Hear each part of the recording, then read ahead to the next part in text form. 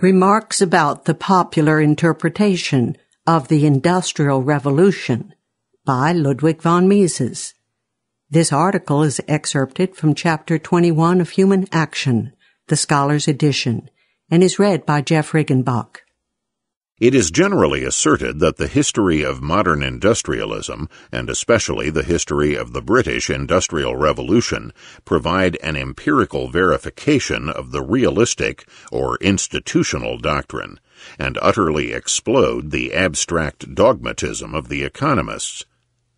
The attribution of the phrase the Industrial Revolution to the reigns of the two last Hanoverian Georges was the outcome of deliberate attempts to melodramatize economic history in order to fit it into the Procrustean Marxian schemes.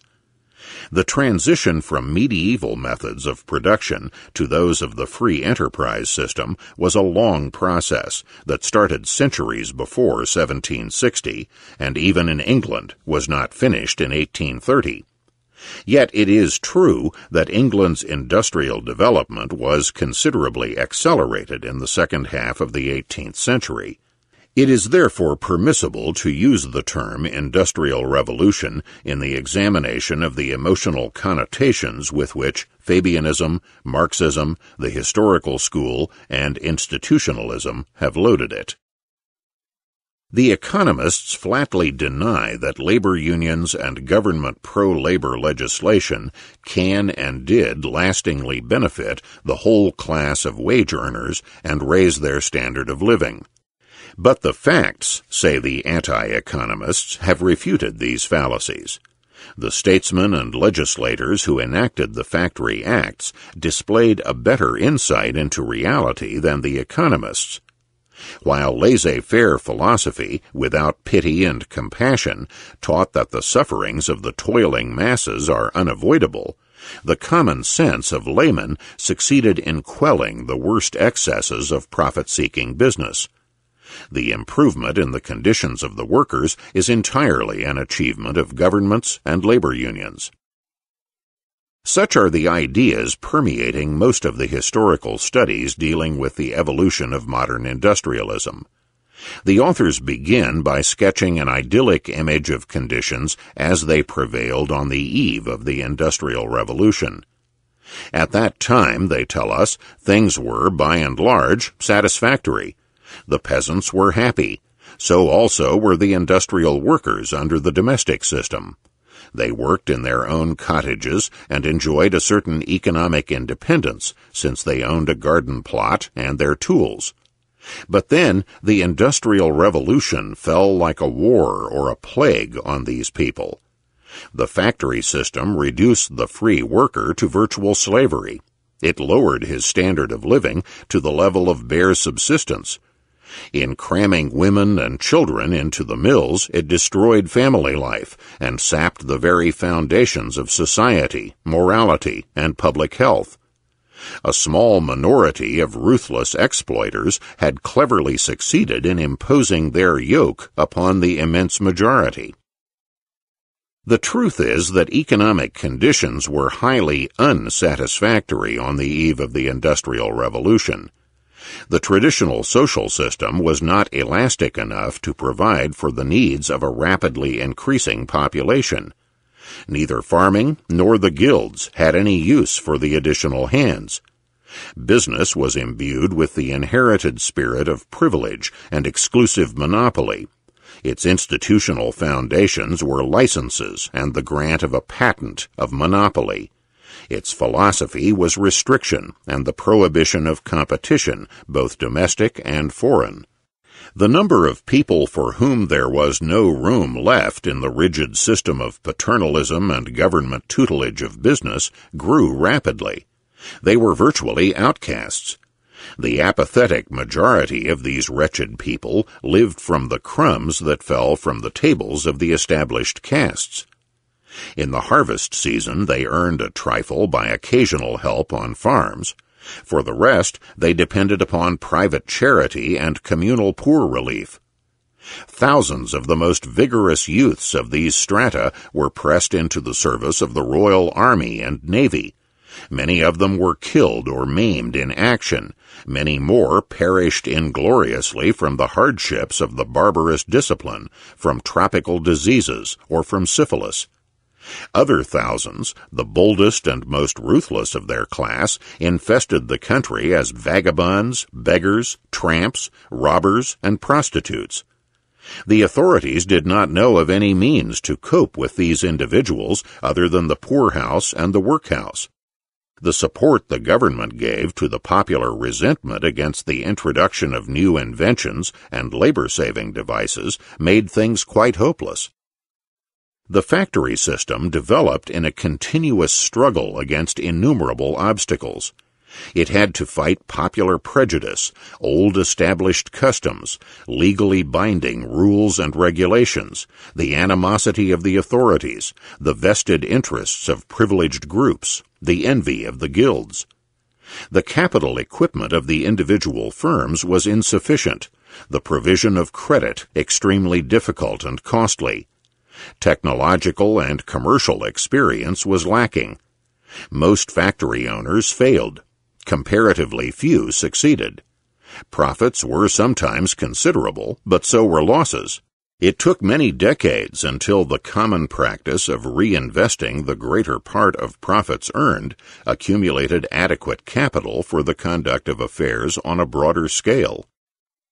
That the factories could thrive in spite of all these hindrances was due to two reasons.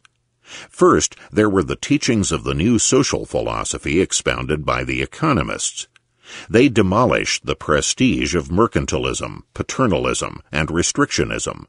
They exploded the superstitious belief that labor-saving devices and processes cause unemployment and reduce all people to poverty and decay. The laissez-faire economists were the pioneers of the unprecedented technological achievements of the last 200 years. Then there was another factor that weakened the opposition to innovations.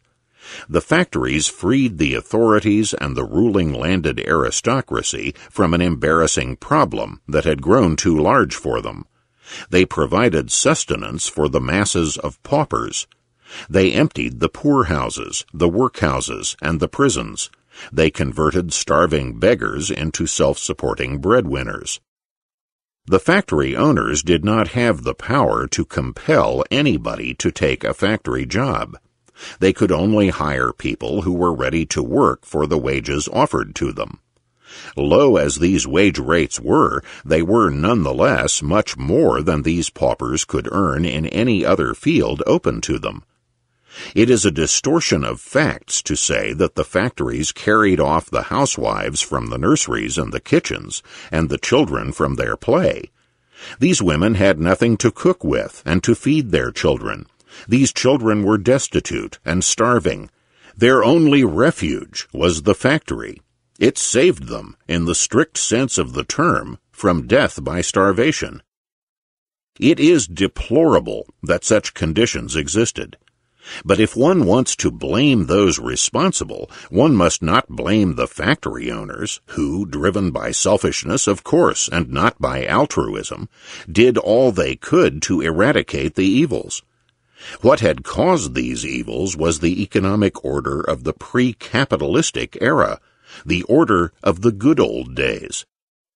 In the first decades of the Industrial Revolution, the standard of living of the factory workers was shockingly bad when compared with the contemporary conditions of the upper classes and with the present conditions of the industrial masses. Hours of work were long, the sanitary conditions in the workshops deplorable. The individual's capacity to work was used up rapidly. But the fact remains that for the surplus population which the enclosure movement had reduced to dire wretchedness, and for which there was literally no room left in the frame of the prevailing system of production, work in the factories was salvation. These people thronged into the plants for no reason other than the urge to improve their standard of living.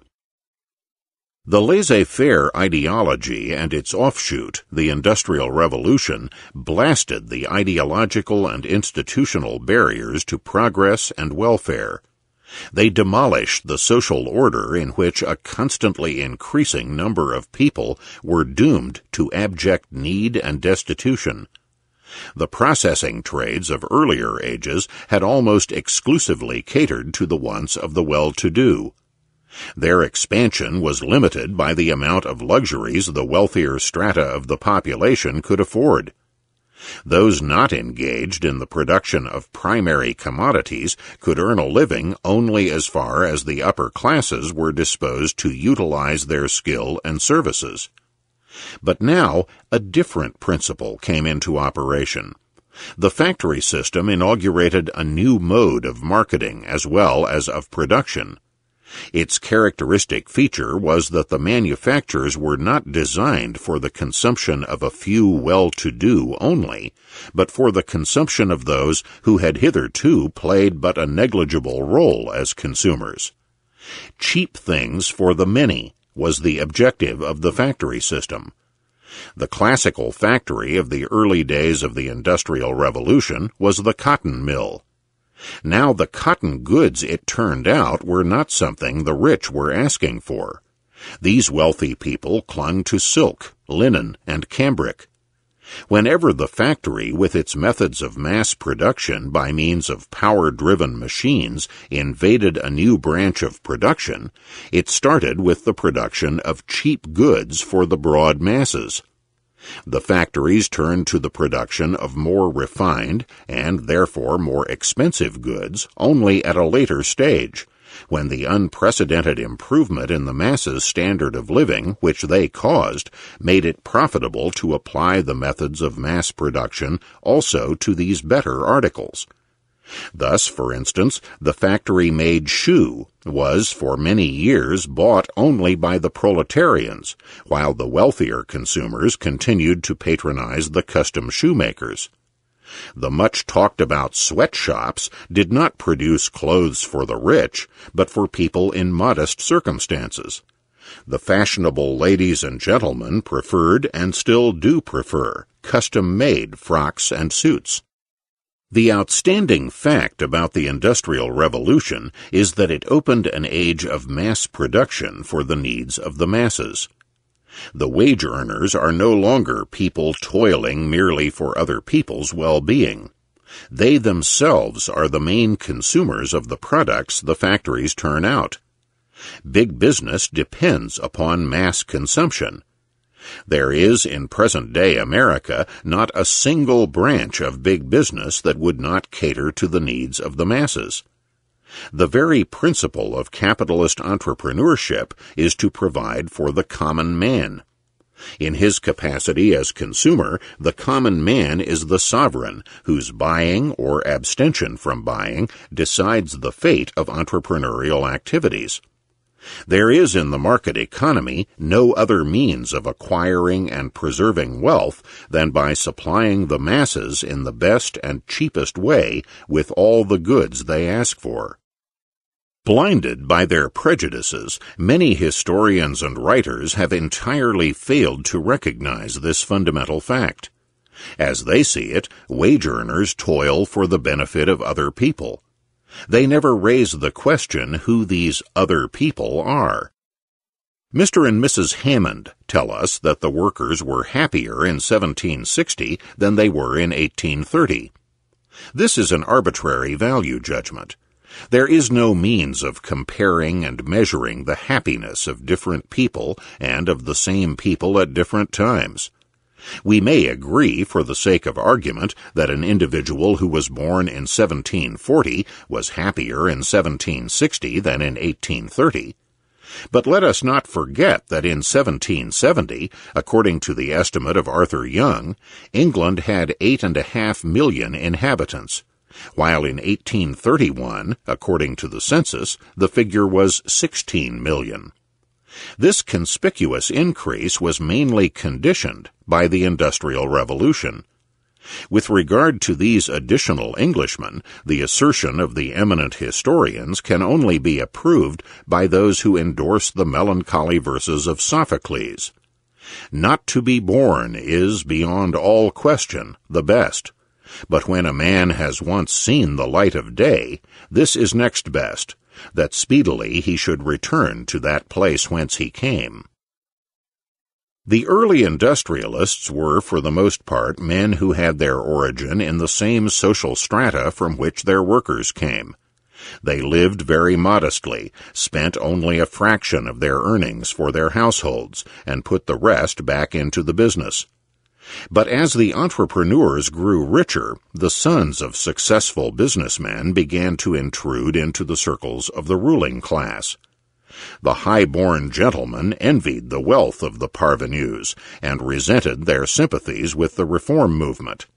They hit back by investigating the material and moral conditions of the factory hands and enacting factory legislation.